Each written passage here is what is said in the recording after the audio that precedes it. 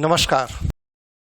आज के इस साक्षात्कार प्रोग्राम में हम एक ऐसे अद्भुत शख्सियत से आपको मिलवाने जा रहे हैं जो आईआईटी से पढ़े हुए हैं, टेक्नोलॉजी के जानकार हैं और उस टेक्नोलॉजी के जानकार होने के बाद आपके अंदर से ये प्रेरणा पैदा हुई कि हम गाय के लिए कुछ काम करें और आपने गाय के लिए अपना जीवन समर्पित कर दिया और उस गौ उत्पाद से आप समाज को दिशा दे रहे हैं, समाज का भला कर रहे हैं, समाज की चिकित्सा कर रहे हैं।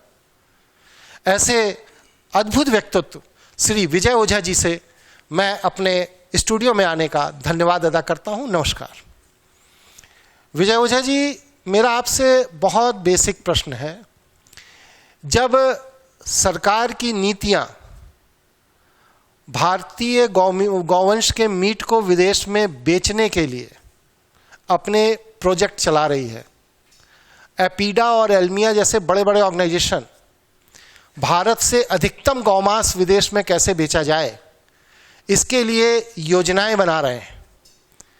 न जाने कितनी राज्य सरकार राजनीतिक कारणों से गौवध पर चुप हो जाती हैं। उस स्थिति में आपको कैसे लगता है कि आप भारतीय नस्ल के गौवंश को पुनः स्थापित कर सकेंगे समाज में, या भारतीय नस्ल के गौवंश का जो उपयोग है जीवन में, उस उपयोग से लोगों को कैसे प्रशिक्षित कर सकेंगे, कैसे उसका शिक्षण कर सकेंगे? इस विषय में आपका क्या मत है? जय गौ माता। धन्यवाद। आपने आज मेरे को यहाँ पे गौ में या भारतीय देसी गौ माता के बारे में विचार के लिए आमंत्रित किया। जैसा आपने अभी बताया कि गाय का मांस जो कि विदेशों में निर्यात किया जा रहा है, तो उसका कहीं ना कहीं मुख्य जो कारण है वो हम स्वयं हैं। हम स्वयं से मतलब एक भारतीय किसान जिसके यहाँ भारतीय गौवंश तो था, लेकिन गौवंश को संरक्षित करने के लिए उतना उसके पास पैसा नहीं है। माने एक भारतीय देसी गाय जो अगर वो भारतीय देसी गौवंश है तो मात्र बहुत ज़्यादा अगर दूध देवे तो 1.5 से 2 लीटर दूध दे पाती है और वो कुछ एक महीने देती हैं। कुछ एक महीने देने के उपरांत वो गाय उस किसान के लिए किसी भी तरीके से सूटेबल नज़र नहीं आती है और वो खर्चा मानता है उसको। ऐसी स्थितियों में वह या तो उसको आवारा छोड़ देगा, कहीं घूमे, और वो शहरों में आकर दुर्घटना का एक आकार या स्वरूप ले लेती हैं। ये सारी विडंबनाएं हर एक व्यक्ति के साथ में, किसान के साथ भी है और एक शहर में रहने वाले हम सभी लोगों के साथ भी है। तो बस धीरे धीरे ऐसा हम लोग देख ही रहे हैं उसको कि ये क्या होने जा रहा है और ये चीज़ें कैसे आगे बढ़ रही हैं। क्योंकि एक गाय को काटने या एक गाय को तस्करी के बाद जो तस्कर को पैसा मिलता है शायद वो बहुत ज़्यादा होता है बजाय एक दूध की गाय रखने के। नहीं, तो मेरा प्रश्न तो फिर वही है कि अगर गाय को काट देने के बाद उसका जो गौमांस है, उसकी जो अतड़ी पचौनी है, उसका जो खुर है, जो सींग है, त्वचा है, उसकी आँख है, ये सब जो 13 अलग अलग तरह की चीज़ें बाज़ार में बिकती हैं, उनकी कीमत अगर लाखों में है और गाय की कीमत मात्र 1500 रुपये है, तो ये तो स्वाभाविक प्रक्रिया है कि जो धन का लोलुप्त व्यक्ति है या धन का लोभी समाज है वो उस गौवंश को कटने के लिए बेच देगा। और सरकार का संरक्षण है उसको, और एपीडा और एल्मिया जैसे बड़े बड़े ऑर्गेनाइजेशन उस मांस की सप्लाई में योजनाबद्ध तरीके से नए नए प्रोजेक्ट लेकर आ रहे हैं, नई नई सब्सिडी लेकर आ रहे हैं। तो उस स्थिति में आप जो गौवंश के लिए कार्य कर रहे हैं तो उसमें आप गौहत्या को कैसे रोकेंगे? यही तो मेरा बेसिक प्रश्न है। वो अभी मेरा पूरा खत्म नहीं हुआ था, मैं वही बात आपको बताने जा रहा हूँ। ऐसी स्थिति परिस्थिति में हमारे को खुद को आगे आना पड़ेगा। जैसे आज से कुछ वर्ष पूर्व हम लोग देख ही रहे हैं ऐसी स्थितियों को, तो कुछ वर्ष पूर्व मैंने स्वयं ने इसको प्रैक्टिकल इस पे काम करने का प्रयास किया कि कैसे हम लोग किस चीज से गौ माता की किस चीज से हम गौ माता को बचा सकते हैं और उसके खर्चे से ज़्यादा लाभ कैसे प्राप्त कर सकते हैं। उसी को चलते हुए मैं स्वयं कुछ भारतीय देसी गौ माता की सेवा के लिए अपने यहाँ पे लेके आया और उनके गोबर पे हम लोग कार्य करने लगे और धीरे धीरे गोबर पे कुछ चीज़ों को हमने तैयार किया।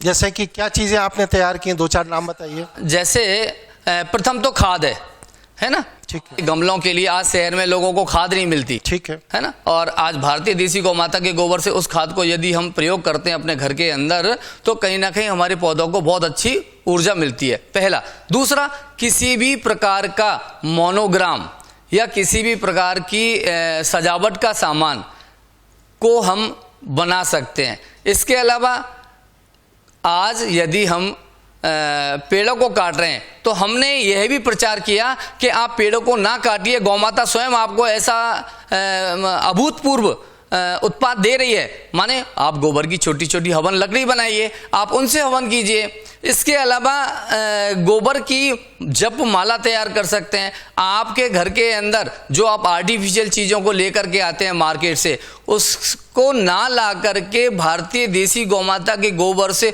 कम 70 प्रकार के उत्पादों को हमने तैयार किया है। उन उत्पादों को हमने दीपावली पे जैसे लक्ष्मी गणेश बनाए, दीपक बनाए, है ना, ये सारी चीज़ें हमने बना करके और एक बहुत नॉमिनल प्राइस में लोगों को घर तक पहुंचाया। लक्ष्मी गणपति को सभी लोगों को दिया। जो बाजार में 100 रुपए के पीओपी के लक्ष्मी गणेश आ रहे हैं, हमने लोगों को 70 रुपए में लक्ष्मी गणेश दिए, पैसा भी कम। अब उस लक्ष्मी गणेश का क्या फायदा है, 1 साल तक वो अपने घर में रखेगा। उसके अंदर हमने कुछ पौधों के बीजों को भी डाला।